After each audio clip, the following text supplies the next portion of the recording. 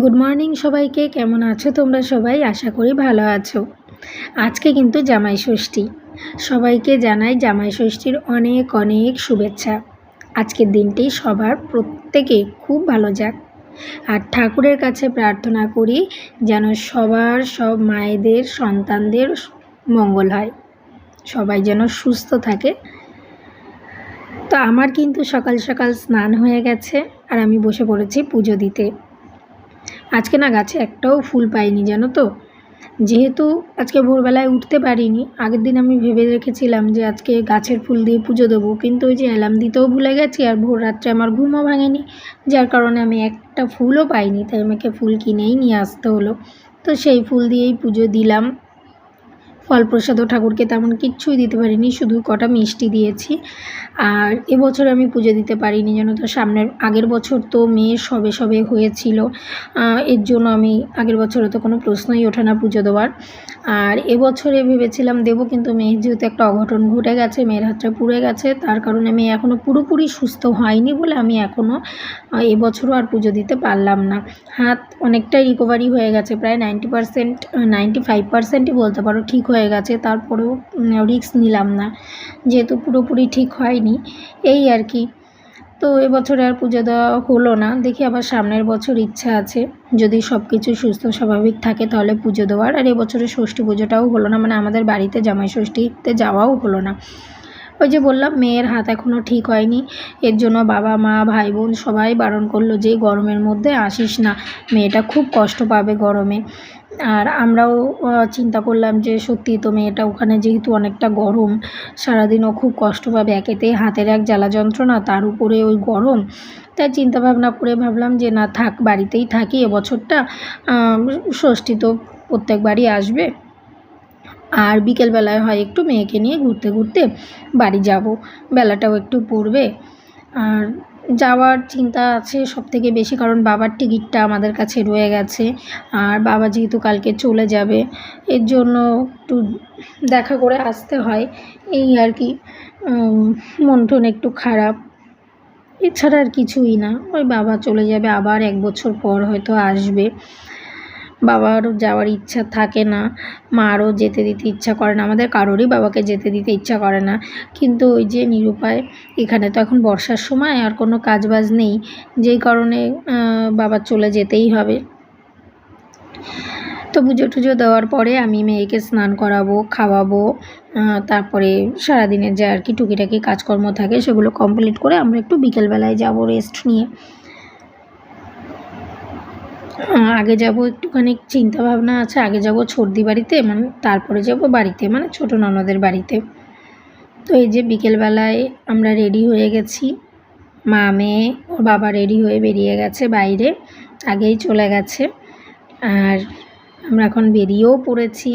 এখন প্রায় বিকেল ওই 5টা 5:30 মতন বাজে। এই যে রাস্তায় আবার ছোটদিহার দিদির মেয়ের সাথে দেখা হয়ে গেল, ও আবার পড়তে যাচ্ছিল, তাই রাস্তায় দেখা হলো। তা ওর এমনিতেই লেট হয়ে গেছে, তো বিশ্বজিৎ বলল যে চল আমি গিয়ে তোকে দিয়ে আসছি, তাই ও আবার ওকে দিতে গেল, দিয়ে আসছে।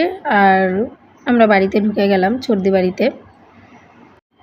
বিশ্বজিৎ ওকে দিয়ে আসলো, আর এখান থেকে এটুকু আমরা হেঁটে হেঁটেই বাড়ি যাচ্ছি। মেয়ে আবার রাস্তা দিয়ে হাঁটবে, তাই ও আবার হেঁটে হেঁটে পিসি বাড়িতে যাচ্ছে। আর ওইখানে গেলে তো ওর একটাই সঙ্গী সাথী, সেটা হচ্ছে পিকু, দিদির ছেলে। ওকে পেলে ওর আর কিচ্ছু চাই না, ও পিকু দাদার কাছে যাবে, কি আনন্দ। এই যে দিদি বাড়িতে পুজো করেছিল এবছর, প্রত্যেক বছরই করে, আর সবার নামে বাটা দেয় দিদি। তো দিদি এর জন্য ওই যে ঠাকুরের যে জলটা হয় আর কি পুজোর, সেই জলটা সবার মাথায় দিচ্ছে, আশীর্বাদ করছে সবাইকে। আর তারপরে হচ্ছে এই যে আমার মেয়ের যেটা কাজ, ওর দাদার কোলে থাকা, ও সবসময় এরকম পিকুর কোলেই থাকে। আর দিদি তারপরে একটু আমাদের ফল প্রসাদ দিল। আর ওই যে মেয়ের জন্য যে আর কি বাটাটা দিয়েছিল, যে প্রসাদটা, সেটার থেকে 2টো তরমুজ তুলে মেয়েকে দিয়েছিলাম। ও আবার দেখি আমাকে দিয়েছে, সেখান থেকে দেখি ও আবার তরমুজটা খাচ্ছে। তাই দিদিকে বললাম যে ওর নামে যে বাটাটা দিয়েছো ওটার থেকে দুটো তরমুজ তুলে দাও, ওকে খাইয়ে দিই।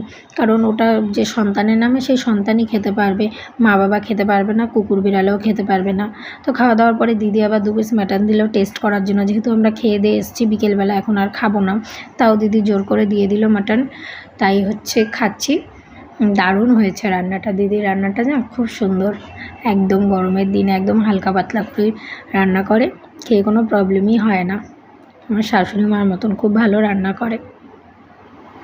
আর এই যে বাড়িতে চলে এসেছি, বাড়িতে আবার হচ্ছে জানলা দরজাগুলো নতুন করে লাগিয়েছে, ওগুলো একটু ড্যামেজ হয়ে গেছিলো। বাবা চলে যাবে তার আগে একটুখানি মডিফাই করে দিয়ে গেল আর কি, ঘরটার লুকটাও মা আবার চেঞ্জ করে দিল। এবার ঘরের লুকটা না খুব ভালো লাগছে দেখে। আর এই যে জামাই ষষ্ঠীর সামান্য কিছু আয়োজন করেছে, একটু ফল আর মিষ্টি জামাইকে দিচ্ছে খাটের উপর বসে। যে তেমন কোনো প্ল্যানিং ছিল না, কিন্তু যে একটু ফল মিষ্টি তো দিতেই হয়। আর আগের দিন হচ্ছে বাবা মা কৈপুরে পুজো দিতে গেছিলো, তার একটু প্রসাদও এর মধ্যে ছিল, সেটাও দিল। ওটা খাও।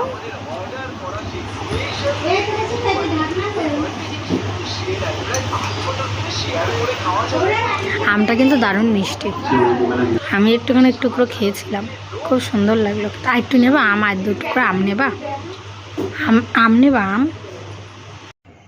তো এখন চলে এসেছি বাড়িতে, আর ওখানে থাকিনি, চলে এসেছি কারণ মেয়েটার শরীরটা যেহেতু ভালো নাই, আর ওখানে গরমে মেয়েটা ঘুমাতেও পারবে না, আর কেউ একটু কষ্ট হবে, হয়তো প্রবলেম হবে, এর জন্য চলে আসলাম।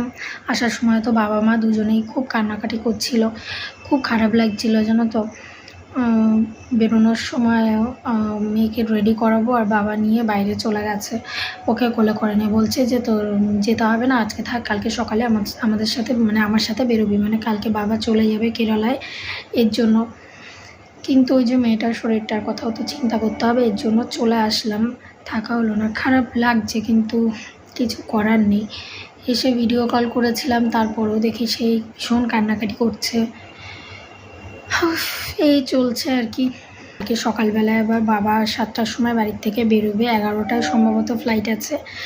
তো আমাদের এখানে স্টেশন থেকে এই হাবড়ার লোকাল ধরবে।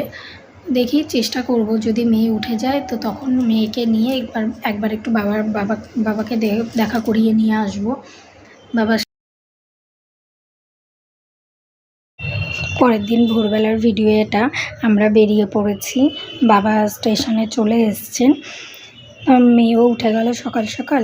ও যদিও সকাল সকালই ওঠে, তাহলে ভাবলাম যে চলো তাহলে দেখা করিয়ে নিয়ে আসি। বাবা একটা ট্রেন মিস করেছে আমাদের জন্য, বললো পরের ট্রেনটায় যাবে। একটু আগে আগেই বেরিয়েছে, তো কোথাও যেতে গেলে একটু আগে আগেই বেরোনো উচিত, তো সেইভাবেই বাবা বেরিয়েছিল। তাই একটা ট্রেন মিস করতে পারলো, কোনো প্রবলেম হলো না। বাবা আবার ওকে একটা চকলেট কিনে দিল, আবার ওকে 20টা টাকাও দিয়েছিল, তা সেটা নিয়েই ও আছে। আর ওই যে বাবা একটু বিশ্বজিতের সাথে কথা বলছিল। এই যে বাবা কেরালা চলে যাচ্ছে কাজে, আবার আসবে বছর হয়তো 1.5-2 পরে, এর মধ্যে আর আসবে না, কিন্তু কিছু করার নেই, সামনে তো বর্ষাকাল, তো এখানে কোনো কাজ বাজ নেই, বাধ্য হয়ে বাবাকে যেতেই হয়। এই হয় যেন তো মধ্যবিত্ত পরিবারে দুটো কাজের আশায় আপনজনকে ছেড়ে এরকম বাইরে পড়ে থাকতে হয়। তো বাবার ট্রেন চলে এসছে, বাবা এখন চলে যাচ্ছে, মনটা খুব খারাপ। তো ভিডিওটা আজকের মতন এখানেই শেষ করছি, আবার দেখা হবে নতুন কোনো ভিডিওতে। তো ততক্ষণের জন্য সবাই ভালো থেকো, সুস্থ থেকো।